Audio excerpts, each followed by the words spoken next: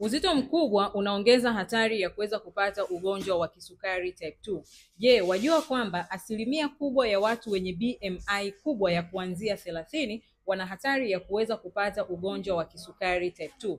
Unene unakupa nafasi ya kuweza kufurahia vizuri chakula, lakini unakuandalia sumu za kisukari kisichokuwa na mwisho. Uzito kupita kiasi husababisha seli za mafuta kutoa kemikali zinazoingilia utendaji kazi wa insulin. Kitaalamu hali hii tunaita kama insulin resistance.